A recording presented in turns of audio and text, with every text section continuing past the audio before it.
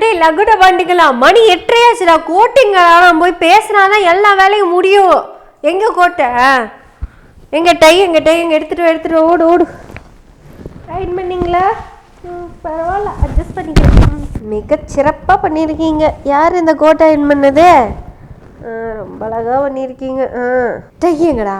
Tie எங்க? இங்கே இருக்கா? இதுவாடா டையி? கவுமன மாதிரி இருக்கு. சரி, ஓகே. டையெல்லாம் நின்று கிழிச்சிட்டாலும் எப்படி தான் கட்டுறீங்களோ, கண்டுபிடிச்சவனை சொல்லணும்டா. ஆமாம், கூலிங் கிளாஸ் இருக்க வச்சு இங்கே இருக்கா? போடுங்கடா பிஜிஎம். அதுவும் நானே தான் பண்ணுமா?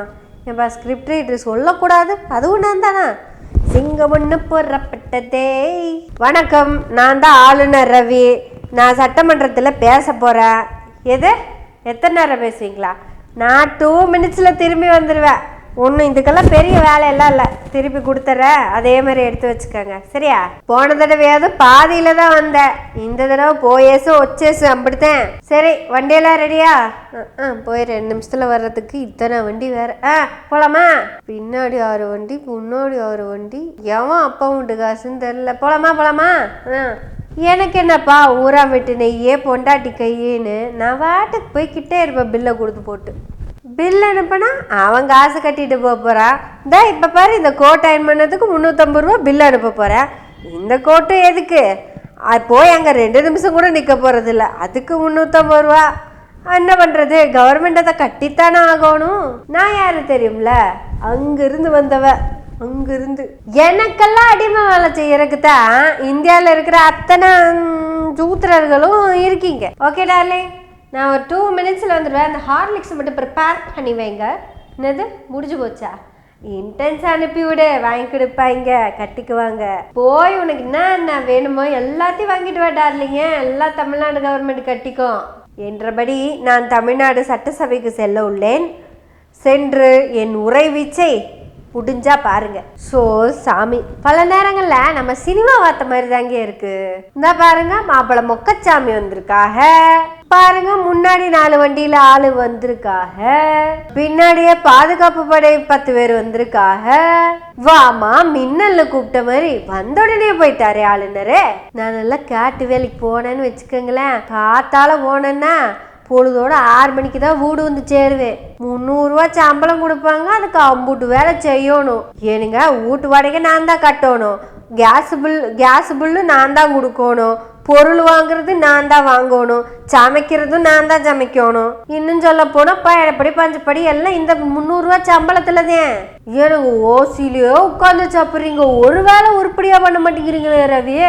ஏனுங்க, இந்த தமிழ்நாடு மக்கள்லாம் சேர்ந்து எனக்கு இது பிடிக்கலன்னு உங்ககிட்ட சொன்னா அதை பற்றி எனக்கு என்ன பிரச்சனை? எனக்கு அது பிடிக்கல அப்படின்னு அதை தூக்கி கடாசுனா எப்படிங்க இது? எங்கள் ஊர் பக்கம்னு சொல்லுவாங்க. தமிழ் தெரியாதனால நீங்கள் தப்பிச்சுக்கிட்டு இருக்கீங்க. அரே பையா, தின்ன சோத்துக்கு வஞ்சகம் வைக்கக்கூடாதுன்னு சொல்லுவாங்க. உண்ட வீட்டுக்கு ரெண்டகம் பண்ணிடாத அப்படின்னு சொல்லுவாங்க. உப்பிட்டவரை உள்ளளவும் நினை, என்னன்றி கொண்டார்க்கும் உய்வுண்டாம் உய்வில்லை, செய் நன்றி கொண்டவளர்க்கு. இதெல்லாம் எதுக்கு சொல்கிறாங்கன்னா, நம்ம சாப்பிட்ட சாப்பாட்டுக்கு நன்றி விசுவாசத்தோடு இருக்கணும். யார் சாப்பாடு போடுறாங்களோ அவங்களுக்கு நன்றி விசுவாசத்தோடு இருக்கணும்னு சொல்கிறாங்க. அது எப்படிங்க ஐயா? சோத்தை திங்கிறது இங்கே, விசுவாசத்தை மட்டும் அங்கே காட்டினா எப்படிங்க? இதுக்கும் எங்கள் ஊரில் ஒன்று சொல்லுவாங்க, மனசு பாதிக்கப்படும், அதனால சொல்லலை, கம்முன்னு இருக்கேன். ஏனுங்க, தமிழ்நாட்டில் இருக்கிற மக்களாகிய நாங்கள் எங்களை ஆள்றதுக்கு ஒரு அரசு அமைச்சிருக்கோம். அவங்க எல்லாம் எங்களுக்காக அங்கே உட்காந்து எங்களுக்கான ஆட்சியை புரியுறாங்க.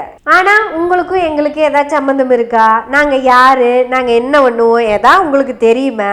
இது எந்த மாதிரி மாநிலம், எந்த மாதிரி மண், இந்த மாதிரி எதாவது தெரியுமா?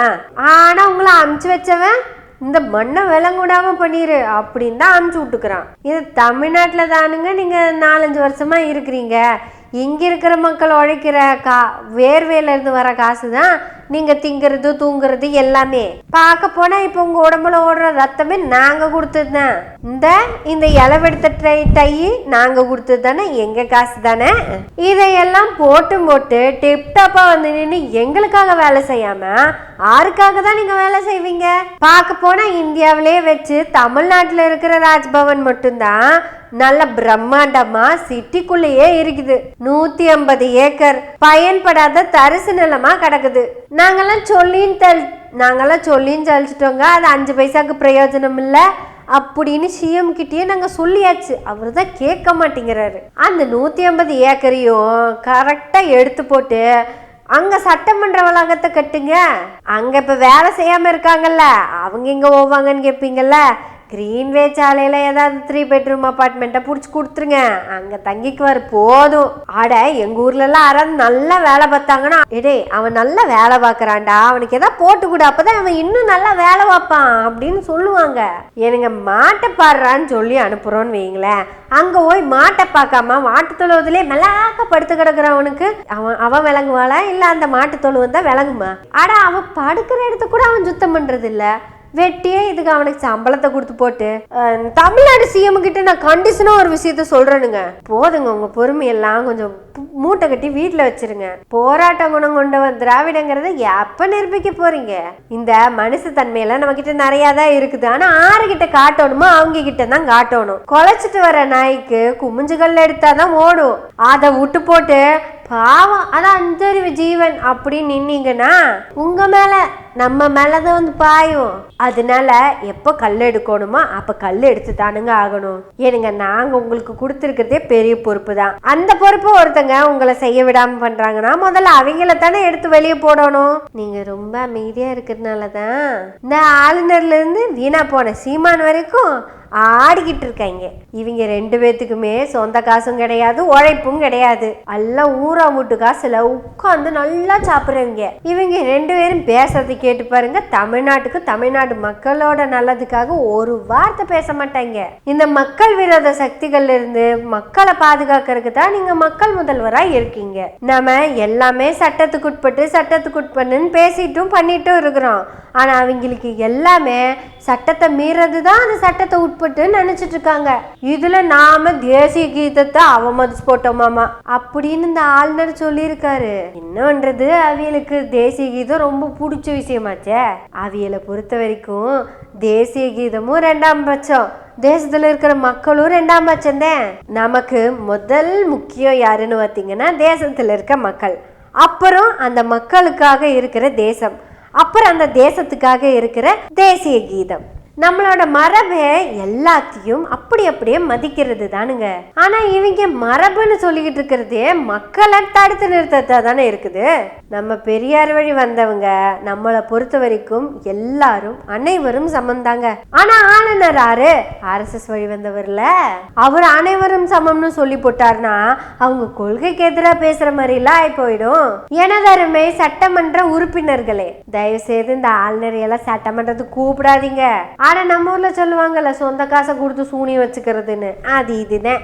இனி ஆளுநர் ஏதாவது ஹார்லிக்ஸ் வாங்கிட்டு அதை வாங்கிட்டு இது வாங்கிட்டு பில் அனுப்பினாருன்னு வைங்களேன், திருப்பி அனுப்பிடுங்க. நமக்கு பயன்படாத எதுக்காகவும் நம்ம செலவு பண்ண தேவையில்லை. அட இன்னொரு 4 நாள்ல போகி வருது. நமக்கு தேவையில்லாத எதுவும் இருக்கக்கூடாது தமிழ்நாட்டில் அப்படிங்கிறத நாம தான் முடிவெடுக்கணும். ஆளுநரே நமக்கு தேவையில்லை அப்படின்னு நம்ம பேச வேண்டிய கட்டாயத்துக்கு நம்மளை எல்லாம் தள்ளிட்டாங்க. ஏனுங்க, பிஜேபியா ஆடு தேவையில்லைன்னு முடிவு பண்ணிடுச்சு. அப்புறம் நமக்கு எதுக்கு தாடி? ஆடு போகட்டும் தாடி போகட்டும், எல்லாத்தையும் தாண்டி நம்ம வர பொங்கலை ரொம்ப சந்தோஷமா கொண்டாடுவோம். இதுதான் தமிழ் புத்தாண்டு. அது புன்னகையோட கொண்டாடுவோம். நீங்களும் புன்னகையோட என்னைக்கும் இருங்க. நம்ம புன்னகை சேனலை சப்ஸ்கிரைப் பண்ணி பெல் பட்டனை அழுத்தி ஆதரவு கொடுங்க. நன்றி, வணக்கம்.